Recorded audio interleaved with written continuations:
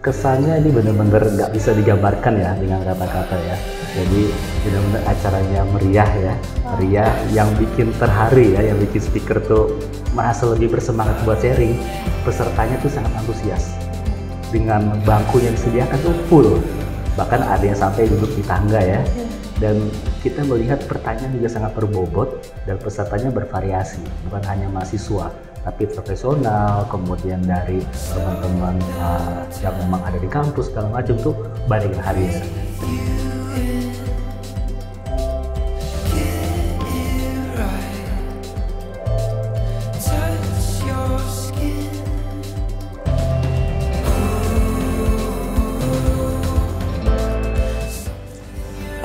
Di GCP, kalau kita mau bikin dependensi, itu ada minimal 2 cara. Kita tadi ngebahas tentang studi kasus di GovTech, jadi kita pakai infrastructure as code di GovTech untuk membuat product engineer bisa memenuhi kebutuhan infrastrukturnya sendiri memanfaatkan Terraform. Jadi tadi kita sempat cerita tentang gimana GovTech menggunakan Terraform, kemudian gimana caranya kita melakukan konfigurasi supaya keamanan itu juga tetap terjaga waktu kita menggunakan Terraform kayak gitu. Nah mungkin salah satu perubahan paradigma, terutama dalam 10 tahun terakhir, barangkali inilah AI yang bisa dibilang yang mulai mendekati maturity level yang cukup tinggi gitu ya, yaitu machine learning. Ya. Tadi ya terkait dengan minus itu bisa langsung tinggal tadi gitu kan, promptingnya apa itu bisa ngebantu. Selebihnya kalau developer ya udah kan. Terus juga ingin bertanya apakah ada kasus penipuan atau scam yang dilakukan oleh AI? Kalau kita bikin app ini hanya buat handphone gitu, maksudnya kan ada kan memang secara default kalau kita SDK dan lain-lain.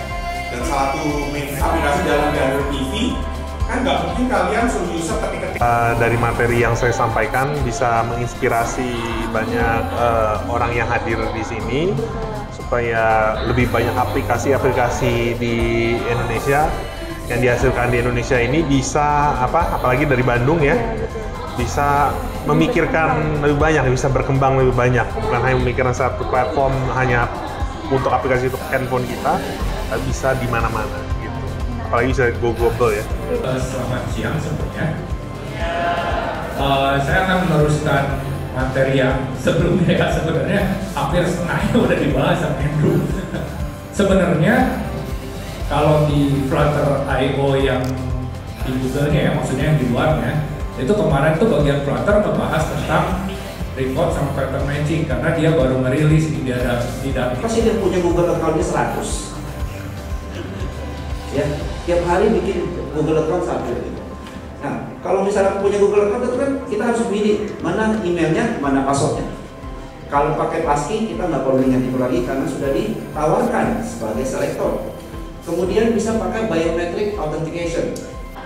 Sehingga ketika card memiliki banyak atau beberapa function composable, secara otomatis dia bisa menggunakan si card item.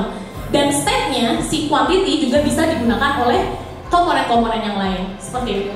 Hari ini nyampein soal Jetpack Compose, yaitu modern UI approach dari Google, dan tadi aku fokus ke state management dan development UI yang lebih robust agar lebih mudah di-test dan di-maintain.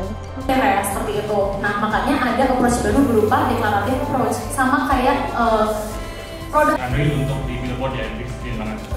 Aku pengen tanya sih, apa sih actual pain points dari user yang di-solve dengan Jadi ternyata beliau itu pernah jalan sama tim saya gitu, jadi tiba-tiba ketemu hadiah. Ketika ada teman. Iya boleh, senang ada di Hapang gitu. Oke, boleh Kak?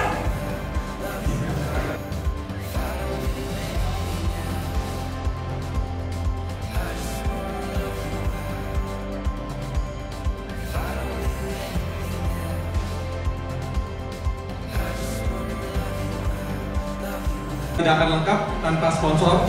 Terima kasih kepada Dropsuite dan Viewers serta seluruh community partner GDSC, UPI, ITB, Unsil, Unsika, UIN SGD Bandung, Koordin ID, SMK Dev, Flutter Indonesia, C-Level, Startup Bandung, Flutter Tutorial YouTube channel, JVM Indonesia, Bandara Nusantara, Komunitas Flutter Indonesia, ADB, dan DevOps Indonesia, dan seluruh pihak yang terlibat dalam event dalam hari ini.